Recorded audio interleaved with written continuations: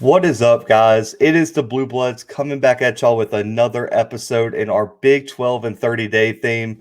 And we're joined by a returning guest for the probably one of the first times on the podcast. We have the voice of the Baylor Bears, 2019 Texas Co-Sportscaster of the Year and Assistant Athletic Director of Broadcasting at Baylor. John Morris is back with us for a second go around, and I just want to say I appreciate you coming on. Zach, I'm honored if I'm a return guest. I am honored. It's great to be with you. Look forward to visiting. Absolutely. So, I know this is a college football podcast. We got the beautiful stadium in the background, everything, but I have to ask, the men's basketball team just made their run to their first national title. Can you just talk about how the ride was with this team, and does this season now take the top spot as one of the most, is probably the best moment of your broadcasting career? I would think so, yes. Because I love this team. I love Coach Drew. I'm so happy for him. It's funny. We found some audio from Coach Drew's introductory press conference when he came to Baylor. It was August of 2003. This is his 18th year. And he said in that press conference, we don't want to just make the NCAA tournament. We want to win championships. And it sends a chill up my spine, that here Baylor is 18 years later winning a national championship when very few people thought that was possible here in basketball. And Coach Drew had the belief, and he had the vision, and he got the players and assistant coaches and made it happen. So I'm really happy for him. And we can talk basketball for about a half an hour if you'd like. Oh man, I would love to have a college basketball podcast. I was a huge fan of Baylor. I had them go into the championship in my bracket. I put my money in the wrong place with the Gonzaga, so I was winning all my bracket tournaments, lost them all after the game. So I regret everything about that. But let's get to the football field, man. Not as bright of a spot in the first year for Dave Aranda, 2-7, but this was one of the most affected teams by COVID, and with a new head coach and full staff change, no offseason, I couldn't imagine how hard of a job it was to prepare for this past year. But I'm assuming I kind of know your answer to this, but did this season exceed, fall short of, or kind of meet their expectations with COVID? Well, I would say this, as a transition from basketball to football, the basketball program was in much worse shape when Scott Drew took over than the football program is with Dave Aranda taking over last year. And it was just a shame, first time as a head coach for Coach Aranda, and to have all those COVID protocols and no spring last year. That was huge, to not have spring in his first year with a new staff, and then just all the practice protocols that they had to go through. So his hands were really tied last year. So to answer your question, I don't know what I expected, really, because it was all, ever changing and evolving with COVID. I like Dave a lot. I think he's a great, great hire. I think we're going to be much improved this year. We're finishing spring right now. Spring game, as we record this, comes up tomorrow afternoon, if the rain stops, and it's pouring right now. But I just like the way he has conducted himself and conducted business here. You can see we're on the right trajectory, even though we were 2-7 last year. Absolutely. I still think me and Brandon, as he's off taking a little break. I mean, we both love the Aranda hire. Brandon, as an LSU fan, was very high on Aranda. I think I picked Baylor. This was my biggest miss of the preseason. I had Baylor finish in third in the Big 12. So I was really high on this team, and I think there's some promising people coming back. But one of the things I was kind of reading on the Baylor, 247 site and stuff, is that a lot of people were critical of the offense last year. They make a change at offensive coordinator. Do you expect a large improvement under Jeff Grimes? And what do you think the biggest scheme change might be in terms of, the offense?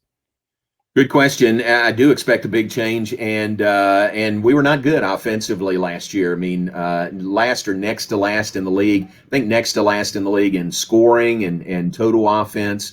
It just never really got in gear offensively last year. Defense did some good things, but offensively just didn't hardly give our team a chance to win many games last year. So give Coach Aranda credit, even coming off of that COVID year and his first year as a head coach, his first year here, he didn't hesitate to make some changes on the offensive staff. Jeff Grimes is here now as our new offensive coordinator, comes from Brigham Young. He's a guy with Texas roots. He's from Garland, Texas, up in the Metroplex. And I tell you what, I really like that guy. I like what he brings to the table.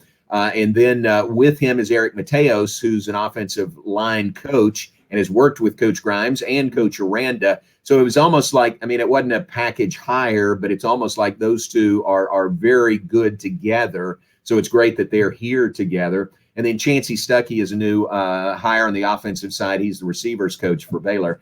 But just to answer your question of what we'll see differently, if you look at the BYU offense last year, that I think is what we want to do here. Now, Zach Wilson's not coming. We won't have Zach Wilson here at Baylor, but I think he's going to be making some money come fall. But other than that, it's kind of a downhill, offensive line paves the way. I think we'll see more of a running attack with this team. And I think that's what we will see. I think that's what they want to see, what they want to do to have a real identity offensively. I'm not sure we ever established what our identity was last year. So it'll be fun to see. I like this staff. I like the cohesiveness with the new guys that are here, coupled with the guys that are returning in new positions. Sean Bell is now the quarterback's coach. And we got to find a quarterback, Zach. You know that. Charlie Brewer is gone. So got 4 good candidates. We'll see who emerges as the starting quarterback.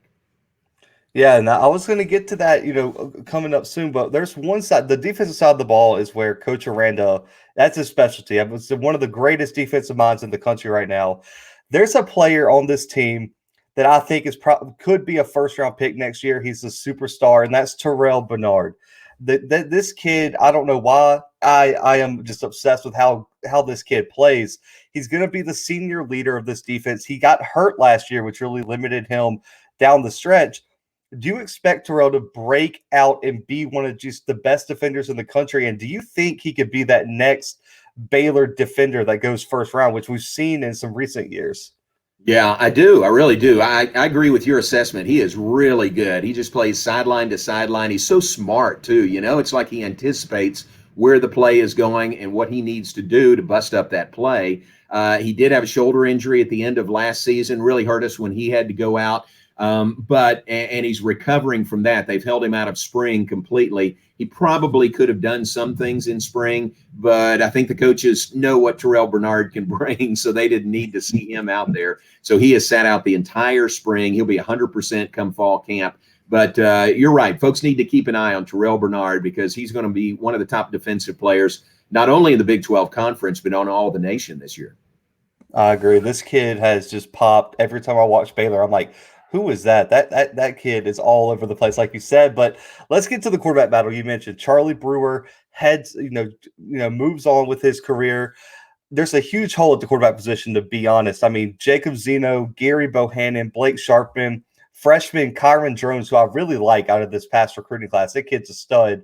But who for you right now, just based on what you're hearing, is probably the favorite for this QB1 position? And what have you just kind of been hearing throughout spring practice about how all 4 of these guys have been progressing? Yeah, I don't know. We had Coach Aranda on our coaches show this past week. And obviously, the quarterback position is a hot topic and something I asked him on the coaches show. And their answer is that they all, the meeting room is really great. That quarterback meeting room is really great in that they all support each other. There's no infighting. There's no backbiting among those guys. They all support each other, which is great. And a real test to Sean Bell, who's the quarterback's coach, keeping it that way. So I haven't seen a lot of spring practice because I was with basketball up until April 6th, which is the latest we've ever played basketball.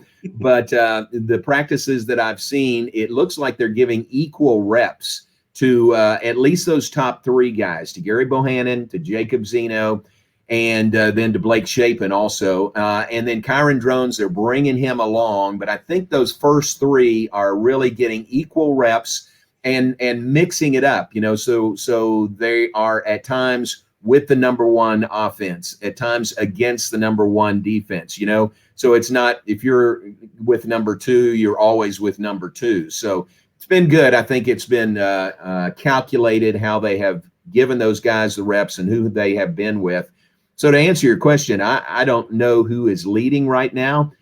Maybe there's only one or two people who really know the answer to that, or maybe there is no answer to that right now. They just want to go through the spring, have good competition, have these guys push each other, and then when we get to fall camp, then kind of narrow in on a timetable of naming a starter. Right. I mean, and so that's like the biggest storyline surrounding spring practice. I really do like Zeno too. I covered Kyron Jones looking at one of our recruiting updates, and I think that kid's potential is through the roof for the future. But you mentioned the spring game as we're recording on Friday, April 23rd, is tomorrow, hopefully, if the rain holds off. And I think there's a lot of other interesting position battle storylines that are gonna play out in McLean Stadium. What are the biggest position battles that you are looking forward to other than the quarterback battle tomorrow? Yeah, good question. I would say the offensive line has really been interesting this spring because we've got some talented guys there and they keep moving them around. Eric Mateos is the new offensive line coach.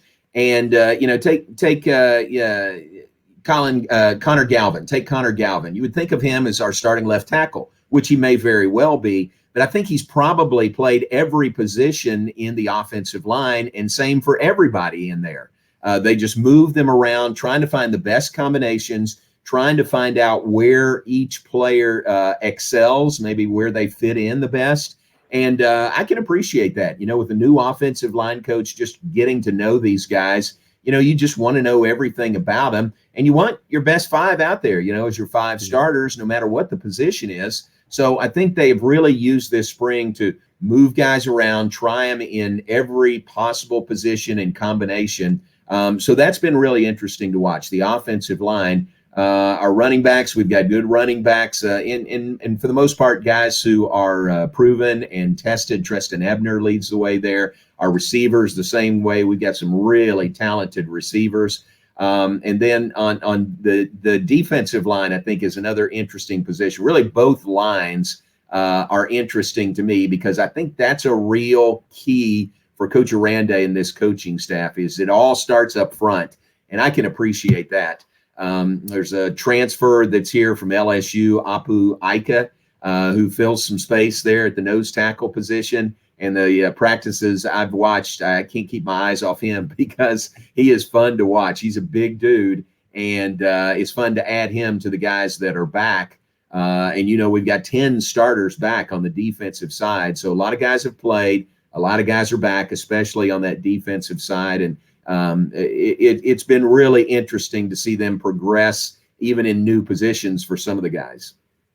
Right. And I'm really interested to watch y'all spring game. Like as I said, the QB battle. I want to see how they improve because this is just a team that I know was better than 2 wins last year. If I would have told you going into last season it would have been a 2-7 year, you would have probably been like, yeah, I'll put my money on that. I'll put my salary on that. But the recruiting class is somewhere that I'm looking and I see a lot of promise. I mean, a top 45 class. We talked about Kyron Jones. What were the biggest positional needs last recruiting cycle? And are there any guys other than Kyron that have really stood out this spring? That's a good question. I'd have to have the list in front of me of the new guys, and I really don't. I apologize for that. But I know they focused on linemen. I think here in the state of Texas, and maybe it's nationally this way too. If you can find some War Daddy defensive linemen, you go get those guys and you try to get them because they're just so vital to your success. And the same for the offensive line, just trying to build. We've got some good frontline players, but trying to build up some depth there in the offensive line. So I know they focused on that in recruiting, and we've got some guys that are in there in the mix, contributing at least. And I mentioned Apu, who's not a recruit, but he's a transfer from LSU in the defensive line. So I'll have to plead the fifth right now. Maybe we'll talk again after the spring game, which comes up tomorrow, and I'll have a better handle on the newcomers. Absolutely, absolutely. And so there was some breaking news this week in terms of, I guess the transfer portal, just from the NCAA. One free transfer rule finally passed. You don't have to sit out a year. You guys, I think, got 4 or 5 recruits out of the portal this past recruiting cycle. Do you expect Dave Aranda and this staff to really try to bring in some more experience out of the transfer portal, or really kind of stick to that kind of 50-50? Like, we're going to get our high school guys, but if there's somebody who comes along, we're going to go with him. Yeah, I can't speak for them, but I would think that, you really build your program through guys that you bring in as freshmen, as true freshmen. And again, the high school talent here in the state of Texas is so good. The high school coaches here in the state of Texas are so good in preparing guys, for their programs and then for beyond. So I think they'll never get completely away from high school recruits, but also keep an eye on maybe some specific needs that are available in the transfer portal. I asked Coach Aranda this on the coaches show this week. How have you changed your staff as far as the transfer portal is looked at? And they've got somebody that specifically watches that portal all day and all night.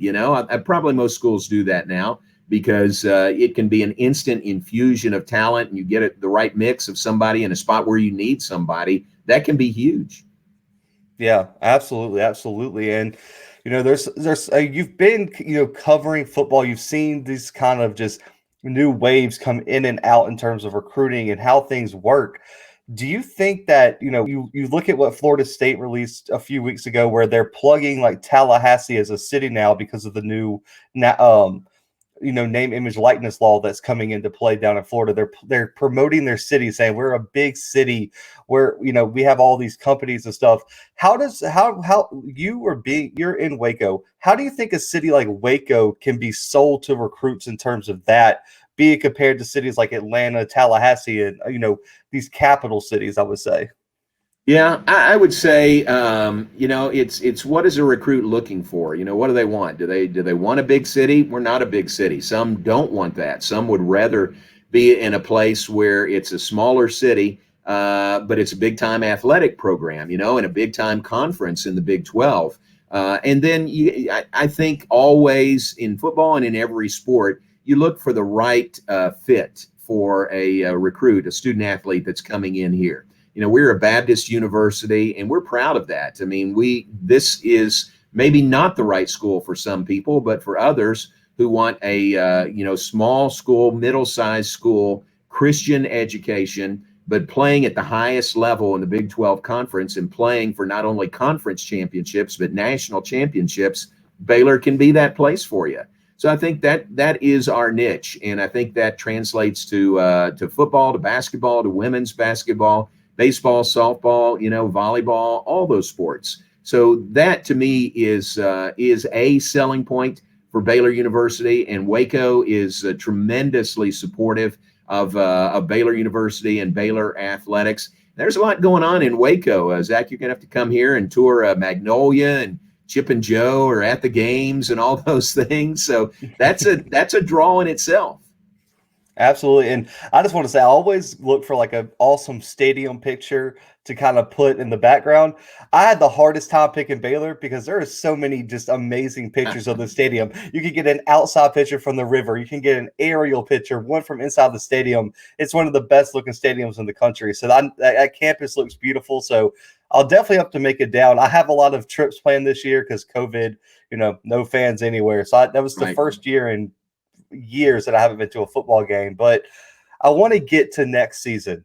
Looking at the roster, we've talked, freshmen, we've talked to quarterback battle, but outside of those, do you think there's a player that we aren't talking about right now that I may be overlooking, that fans may be overlooking, that you think could really shine and have their breakout year next year? I tell you what, the first name that comes to mind are really a couple of our receivers. Taekwon Thornton, folks may know his name, but he's just outstanding. Big, tall guy, long stride, great hands. And then R.J. Sneed. R.J. Last year made a couple of catches that are about the best catches I've ever seen. And he did it, in two separate occasions last year in two different games. So those guys, to me, are really, really good, and as good at their position, I think, as anybody, all conference, maybe all American level guys. Those are the first two that I think of. And we've already talked about Terrel Bernard, who is so great to watch and so athletic, and just praying that he has a complete season, a healthy season this year. No reason to think that he won't. he'll be 100% when we get going again. So those would be the guys that I think of first. Yeah, I think wide receiver is always a big thing, especially in the Big 12. Got to have guys that can go get the ball. I mean, you look at everyone who's won the Big 12, you got to have those go-to guys. But looking ahead, I'm looking at the schedule, and I know that the conference is going to be difficult next year, but I see some really lucky breaks. I think Baylor's that team that schedule kind of lines up where I can see a big breakout season. You get Oklahoma, you get Iowa State, Texas at home. They got to come to Waco, play in that environment. And BYU is probably not going to be the same team. They lose their offensive coordinator to you guys, offensive line coach to you guys, Zach Wilson to the NFL draft. So BYU isn't going to be the same. For you right now on April 23rd, what is the ceiling and or floor for the 2021 team? Yeah, I hate to put a ceiling on it because I don't want to underestimate these guys, I think I've learned through the years, maybe I say this is a 10-win team. Well, why aren't they a 12-win team? Why aren't they playing in the Big 12 championship game? Or if I tell you, this is a 10-win team, well, which two are they going to lose? So I would have a hard time putting a ceiling on them. I think we will be greatly improved from last year. Just having spring practice, just getting the cohesiveness and the solidarity with the new staff and the new staff members. Our defense, again, was really good last year. No reason to think it won't take a step forward and be even better this year. And then the schedule you mentioned, we've got 7 home games this year, which is great. And they're all tough. I mean, they are all tough in the Big 12 conference, but it'll be nice to have those teams that you mentioned coming to Waco. And we hope by the fall that we're at 100% or close to 100% capacity at Mclean Stadium, because that's a real home field advantage for us, getting crowds here. And our fans are great. So hopefully we're at that, and it'll be a real advantage for Baylor this year.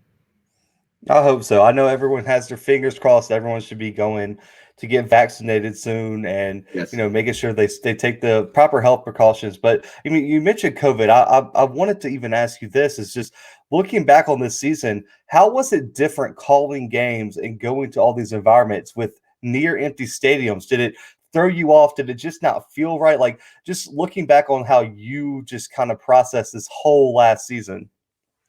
Yeah, I tell you, the biggest difference for me was we weren't around the team as much. I couldn't go out and watch practice like I normally do. We didn't travel with the team, which we normally do. And I miss that interaction. It's fun just to be out there at practice and see them and talk to them face to face. And that just didn't happen this past year in every sport. It was the same even for basketball, making the run to the national championship. I just wasn't around the team as much as I normally would be. So that was the main thing.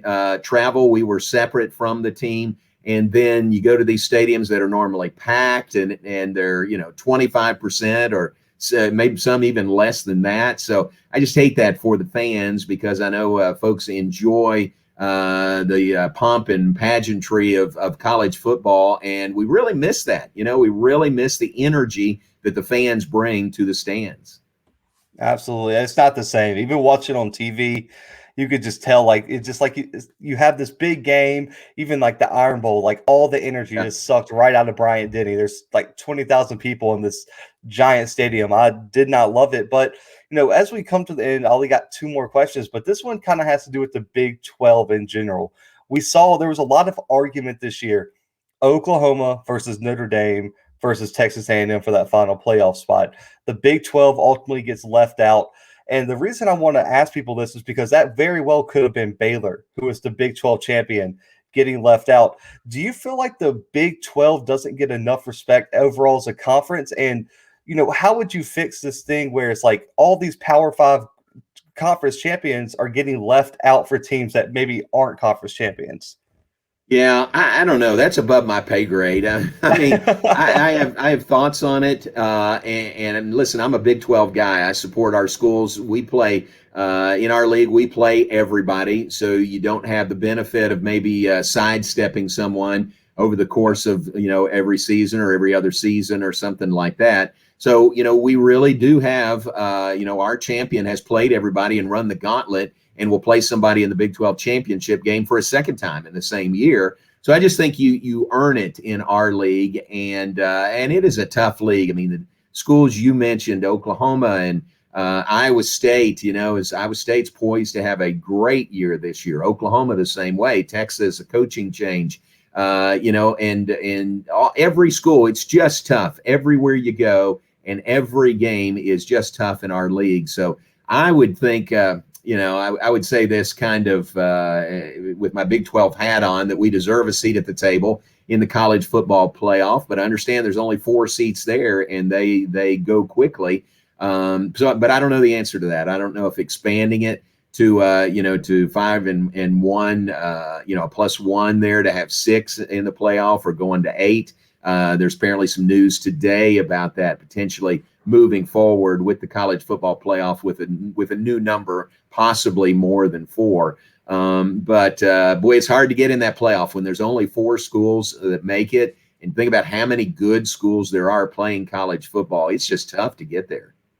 1,000%. I mean, I've been vocal on the podcast about how I feel, but yeah, that news is kind of why I wanted to ask the question, because I know they're meeting about it, and I've been very vocal about this whole narrative with the national media that there's no parity in college football. That the 6th best team in the country can't win the national title. That's probably not necessarily true every year, because I think Oklahoma this year at least was the hottest team in the country at the end of last year. They were probably better than Notre Dame, just in my opinion. But last question here. I asked you this last time you came on, but we have new listeners, and I want to, and I've got to get a trip planned down there, because this is a stadium that's really high on my bucket list.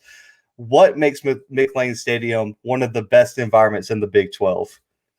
Well, the location, that picture you chose there on the background, that looks out on the Brazos River, and then the campus on the other side of the river. It's a beautiful location. We're not the largest stadium, but just the proximity to the river. We're right off I-35, and it's a real showcase as people drive up and down I-35 here in Central Texas.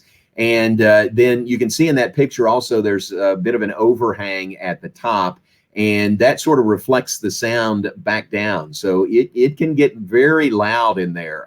It has gotten very loud in particular moments in particular games. And our fans are just so loyal and so resilient, and they keep coming back and want to be back, in full force this year. So those would be some of the things I would say that, Zach, you need to come and experience it in person. Hey, I'm in Kansas now, so I really feel like I need to make a trip. I made a trip to Dallas in 2019 to go see Jerry World when Auburn played Oregon down there. That was an awesome trip. So I'll have to just keep going south next time and come visit Baylor. This is one of the, I don't know why, I know people who don't follow college football be like, why do you want to go to Baylor?